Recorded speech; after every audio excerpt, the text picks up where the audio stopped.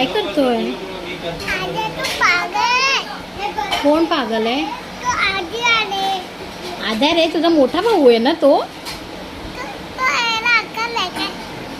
काय अक्कल अक्कल नाहीये त्याला? अक्कल नाही त्याला. मग कोणाला अक्कल आहे?